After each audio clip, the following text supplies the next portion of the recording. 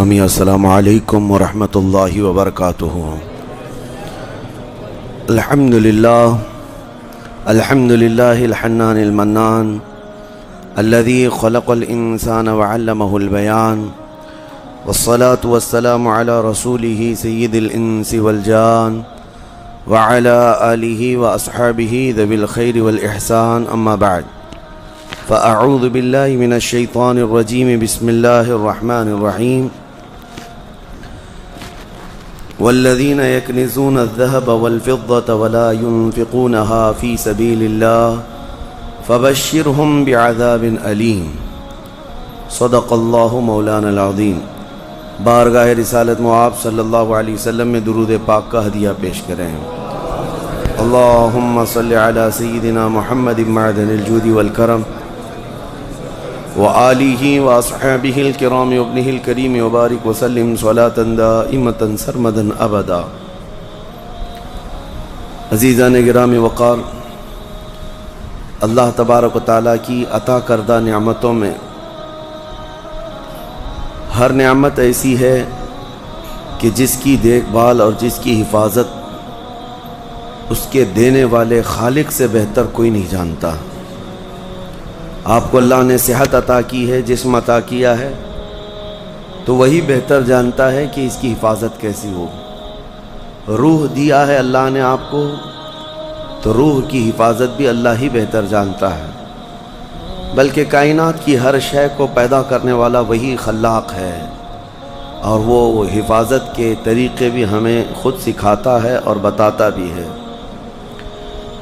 روزہ ایک اعتبار سے جسم کی تمام فاسد اور تمام تر بری بیماریوں کو ختم کرنے کا ذریعہ بھی ہے۔ اسی طرح سے اللہ تعالیٰ نے جب آپ کو مال دیا ہے تو اس مال کی حفاظت کا بھی طریقہ اللہ نے بتایا کہ سال میں ایک مرتبہ تم اپنے مال کی زکوٰۃ نکال دو تو یہ مال کا میل نکل جائے گا۔ اس کو احادیث کریمہ میں بھی بیان کیا گیا ہے۔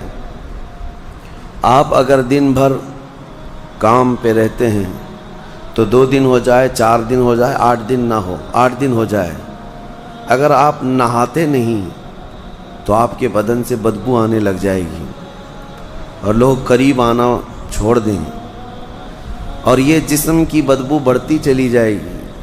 اس کے لیے آپ کو نہانا ضروری ہے۔ کوئی بھی آدمی ہو دنیا میں، وہ اپنے جسم کی صفائی کے لیے نہاتا ضرور ہے، کوئی 2 دن میں، کوئی روزانہ، کوئی 3 دن میں، لیکن نہاتا ہے۔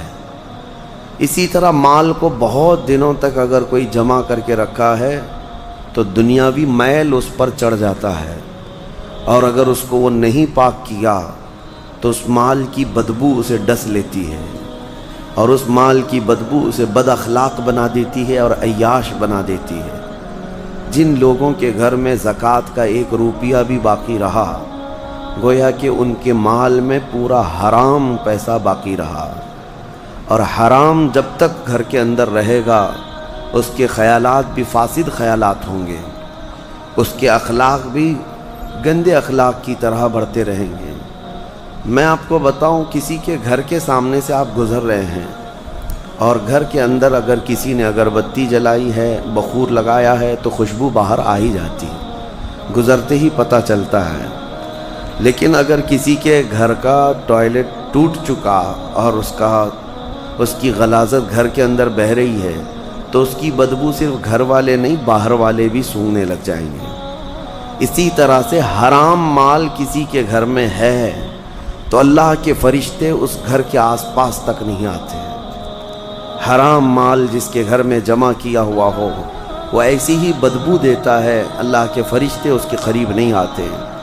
اسی لیے میرے عزیزو، زکوٰۃ کا نظام لوگوں کو ایسا لگتا ہوگا کہ یہ صرف دان دینا ہے، جیسے دوسرے دھرموں میں ہے، دوسرے ادیان میں ہے، جسے دان جس کو کہتے ہیں کہ جس کو جتنا چاہے وہ دان دینا چاہیے، اور اس کے ہاں ان لوگوں کو بڑھا چڑھا کر کے بھی بیان کیا جاتا ہے۔ دان ایک خیرات ہو گئی، وہ نفل ہے۔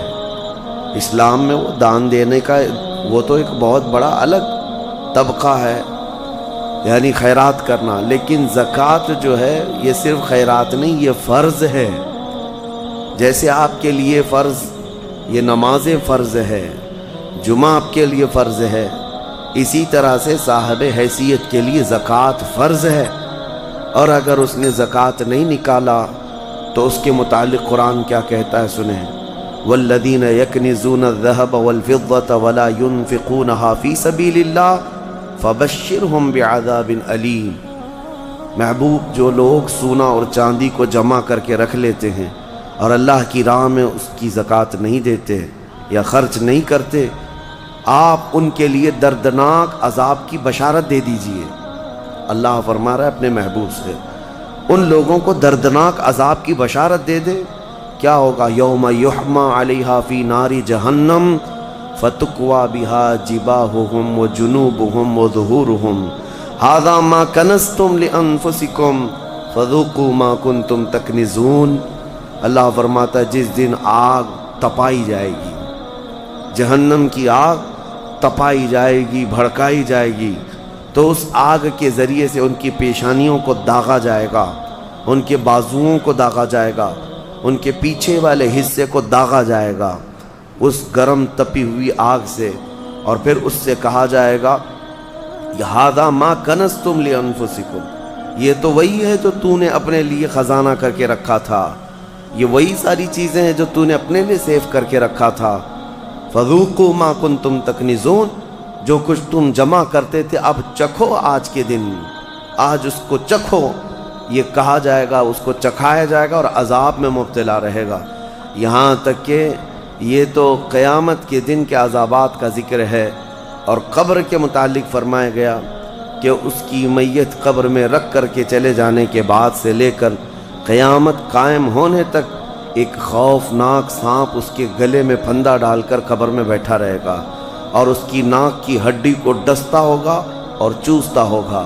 وہ قبر والا پریشان اس عذاب سے اس کو دور کرنے کی کوشش کرتا رہے، تو وہ سانپ کہتا ہے کہ تو مجھے کیوں الگ کرتا ہے، میں تیرا مال ہی تو ہوں جسے تو دنیا میں بہت زیادہ عزیز رکھتا تھا، میں تیرا سونا چاندی اور تیرا جمع کیا ہوا مال ہی تو ہوں، تو اب اس سے مجھ سے چھٹکارا اس وقت تک نہیں حاصل کر سکے گا جب تک اسرافیل علیہ السلام سور نہ پھونک دیں۔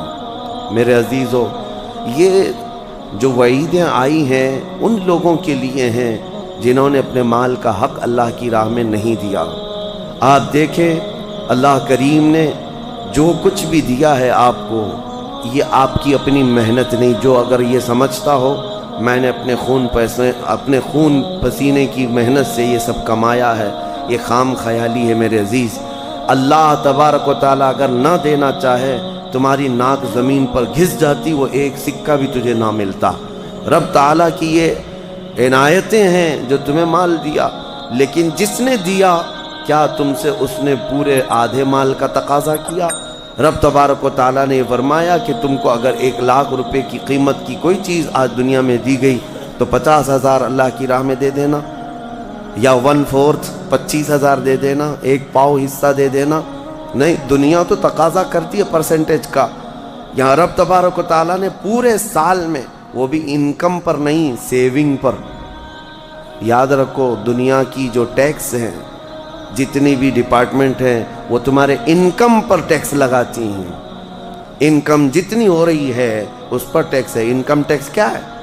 آپ جتنا کما رہے ہیں اس پر ٹیکس آتا ہے، لیکن میرا مولا تمہارے انکم پر نہیں۔